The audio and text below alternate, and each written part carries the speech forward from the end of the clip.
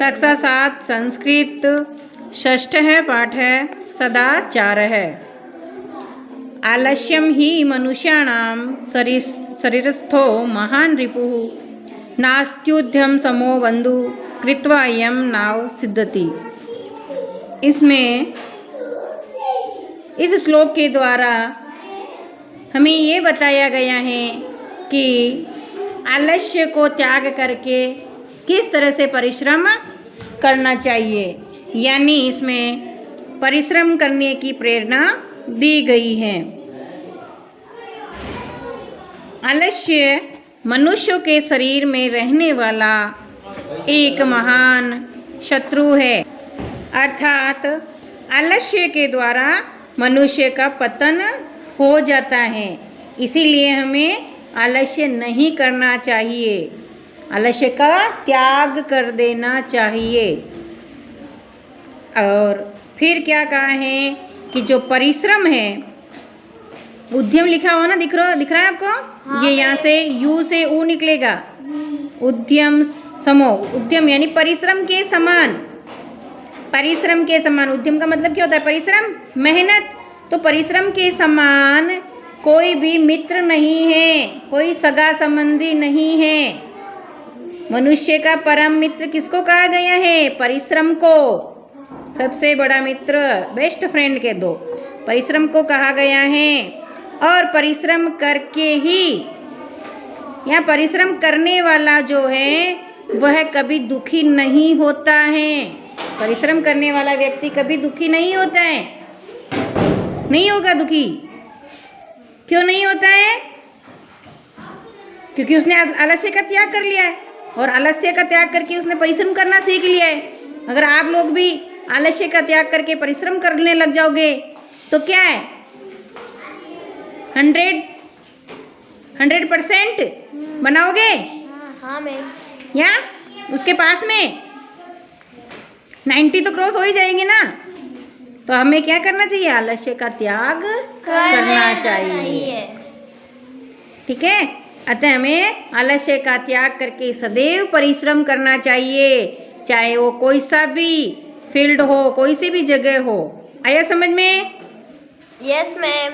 अगला है स्व कार्य मध्य कुर्वीत पूर्वाह्ने चाप्राणिकम न ही प्रतीक्षते मृत्यु कृतमस्य नैवा कृतम। इसमें क्या कहा गया है कि सदाचार का उपदेश देते हुए इस श्लोक में कहा गया है कि मृत्यु कभी किसी की प्रतीक्षा नहीं करती है। मृत्यु कभी किसी की, भगवान ने जिस दिन का जाना लिख रखा है उस दिन अंतिम सांस लेनी है। तो मृत्यु किसी की प्रतीक्षा नहीं करती है। तो हमें भी क्या करना है? हमें भी आज का कार्य आज ही करना है, कल पर नहीं छोड़ना है। और जो आज का कार्य कल पे छोड़ता है वह क्या है? आलसी है, सबसे बड़ा मूर्ख है वो। इसीलिए तो हमें जो है सदाचार का आचरण करना चाहिए और आज का काम आज ही कर देना चाहिए, आज का कार्य कल पर नहीं छोड़ना चाहिए। क्योंकि मृत्यु कभी किसी की प्रतीक्षा नहीं करती है, वो मतलब जिसको आनी होती उसी दिन ही आती है, कभी भी आ सकती है। भरोसा है क्या? नहीं है ना। तो इसलिए जो काम आज करना है उसको आज ही कर देना है। ऐसे नहीं कि वो ये नहीं यार कल करूँगी, ऐसे नहीं करना है। आया समझ में? अगला है सत्यम ब्रूयात प्रियम ब्रूयात न ब्रूयात सत्यम प्रियम प्रियम च नानृतम ब्रूयात। एस धर्म है, सनातन है। देखो इसमें वापस पढ़ो इसको, सत्यम ब्रूयात प्रियम ब्रूयात न ब्रूयात सत्यम। अब यहाँ से मैं से ए निकलेगा, अप्रियम। ठीक है, प्रियम च न अनृतम ब्रूयात, ऐसा धर्म सनातन है। क्या कहा गया है कि इस श्लोक में, इस श्लोक के माध्यम से प्राचीन काल से जो चला आ रहा सनातन धर्म है उसका निर्देश करते हुए, उस सनातन धर्म की प्रेरणा देते हुए क्या कहा गया है कि हमें हमेशा सदैव क्या करना चाहिए? सत्य बोलना चाहिए, प्रिय बोलना चाहिए, मीठा बोलना चाहिए। आया समझ में? हमें सदैव सत्य बोलना चाहिए, सदैव प्रिय बोलना चाहिए, किंतु क्या असत्य, अप्रिय सत्य नहीं बोलना चाहिए। अप्रिय सत्य, ऐसा सत्य भी नहीं बोलना चाहिए कि किसी को ठेस पहुंच जावे। अगर कोई व्यक्ति पैर से अपंग है, आँख से अंधा है, हम जान रहे हैं कि ये सत्य है, लेकिन अगर हमने उसको कह दिया कि ये अंधे, तो ये अप्रिय सत्य हुआ कि नहीं हुआ? उसको दुख पहुंचा कि नहीं पहुंचा? पहुंचा। या कोई लंगड़ा दे लंगड़े इधर आना, नहीं, ये अप्रिय सत्य है। सत्य बोलो, तुम्हें कह रहे हैं सत्य बोलो, लेकिन ऐसा सत्य भी मत बोलो कि दूसरों को चोट पहुंच जावे, उनको तकलीफ पहुंचे। आया समझ में? और ऐसा फिर इसने क्या कहा है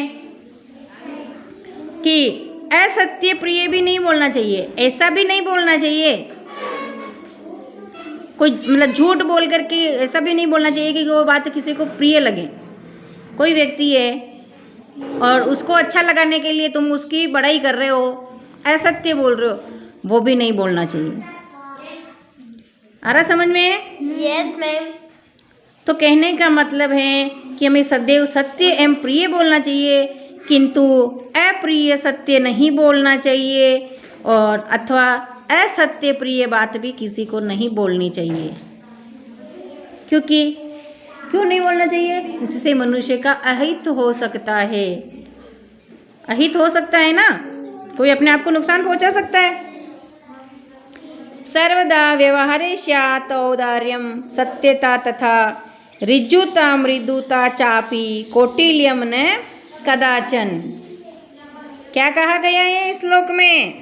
मनुष्य का व्यवहार किस प्रकार का होना चाहिए, इसी का उपदेश देते हुए, सदुपदेश देते हुए कहा गया है कि हमारे व्यवहार में हमेशा उदारता होनी चाहिए, सत्यता होनी चाहिए तथा